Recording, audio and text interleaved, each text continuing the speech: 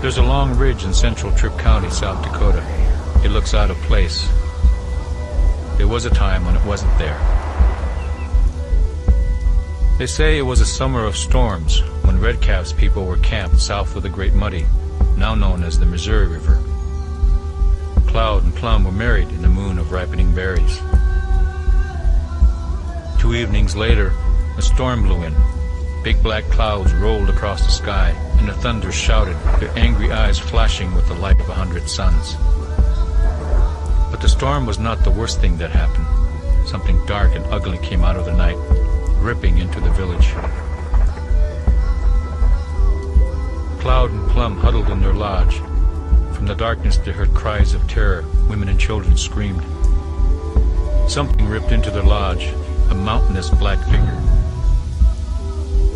It was Ea the giant, with the strength of 1,000 men, the blackest of hearts, and the bottomless hunger. A hand larger than a grown man snatched Plum away from Cloud and tossed her into a mouth like a large hole in the ground, and she was gone. Ea tore apart the village to satisfy his hunger. No one could stop him. He grabbed girls and young women and tossed them into his wide, slobbering mouth, and he was gone into the blackness of the stormy night. By dawn, the storm weakened. Redcalf gathered the council of old men to consider what to do. It was no use to do anything, some said. Ea is too big and powerful. Move the village and hope he doesn't return, some advised. Cloud didn't intend to make the move. He was angry and announced he would gather his weapons and strike out after Ea. 7 others joined him. 8 young men headed east, armed with lances, knives, and bows and arrows. Ea's trail was easy to follow. His footprints were so deep, rainwater collected in them. They found him asleep on a hillside. He was an ugly beast, naked and unwashed, twigs and branches caught in his long, tangled hair. Cloud and the others had never seen Ea. They knew him as an imaginary creature in the stories told by the old ones. Now there he was, bigger than any living thing. Inside his stomach were Plum and the other girls. Black Fox asked the question on all their minds. How will we defeat such a thing? We will think of something, Cloud said. Ea arose and walked eastward, flattening everything in his path. They followed until the giant stopped at dusk to sleep in a gully. The young men made camp, and Cloud suddenly thought of an idea to kill him. We will trap him, he announced. He has a weakness. He is always hungry. We will use it to trap him. I will offer myself. I will get him to chase me, and I will lead him into the trap, a hole in the ground that we will dig. Through the night they talked. 6 would dig a hole while Cloud and 1 other would decoy Ea to the trap. The place for the trap was a dry creek where the ground was sand and easy to dig. They made stone axes. The digging started and Cloud and Yellowhawk left to find the giant. They would keep him decoyed. When the signal fire was lit, they would know the trap was ready. Then they would lead him to it. They found him easily, for Ea never bathed and could be located at great distances when the wind was right. The others dug and dug. Dirt piled up on each side of the trench as they dug deeper and deeper. Days and nights passed. The diggers worked without rest. Out on the prairie, Ea set out with long strides. Cloud and Yellowhawk ran to keep pace. All went well until Ea spotted them. With a yell of surprise and anger, he stumbled after them.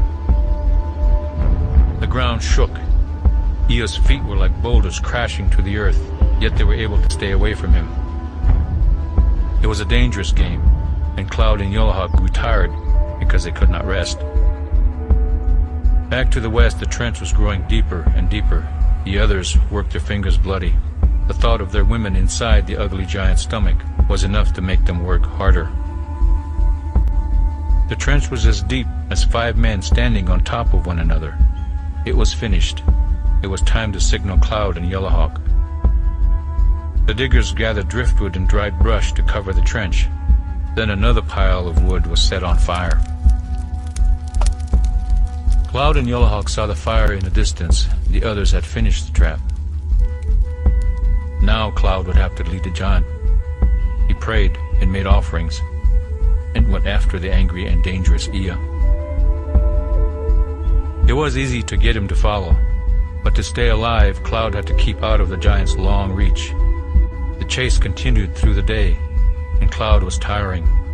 He led Ea across the prairie and toward the trench. The others saw Ea approaching and hid. If Ea fell into the trench, they had to collapse the mounds of earth into the hole. Closer Ea came, looming larger and larger. They saw a man running before him. It was Cloud, stumbling badly. Soaked in sweat, he ran only on sheer willpower. He fell many times and fought mightily to stand and push on. On a grassy slope, Cloud lost his footing and slid. Ea's hand came down like a falling tree. Cloud rolled and barely avoided being flattened. But he had no more strength. He was too exhausted to be afraid. He had given everything he had and could do no more. Closing his eyes, he waited for Ea to crush the life out of him. But somewhere deep inside, he found a pebble of strength, one last spark of hope to save Plum and the other women. With a bellow of rage, he rolled away from Ea's outstretched fingers and leaped to his feet. The ground shook under Ea as Cloud ran for the trench. Behind him, Ea's mouth was curled into a snarl, his yellow teeth bared and his long black hair swirling like black smoke. Cloud reached the trench and was halfway across when he heard a shout of triumph, and Ea's cry of surprise, and a loud cracking. Ea followed Cloud and broke through the trench covering. It was far too heavy, and he went down into the trench. Ea fell to the bottom, caught firmly in the hole. Dust billowed upward as he struggled, filling the air with his deafening yells of rage. The others collapsed the dirt down into the trench. Ea's yells turned to whimpers. His arm reached up, one hand clawed at the edge of the hole, but he could not free himself. Ea struggled with all his might, coughing as dirt covered his head. His struggles weakened, and he coughed no more. A silence fell over the land. All the young men stood gaping at the dead giant. Somehow, they had defeated it. Cloud jumped into the trench and sliced open Ea's stomach. Foul air and a green-yellow slime leaked out. He reached in and pulled out the body of a girl more dead than alive. With a yell, the other young men jumped into the pit as Cloud enlarged the opening and found more bodies. All the young women and girls were barely alive. The young men pulled them out of the giant's stomach and took them to the nearby stream. In its cool waters, they were gently revived and cleaned. The young men filled in the hole to cover Ea's body, and the dirt piled higher and higher until it became a long ridge. In time, grass and cactus grew on it. Cloud and Plum grew old together. They raised 2 children along the way and heard the laughter of several grandchildren.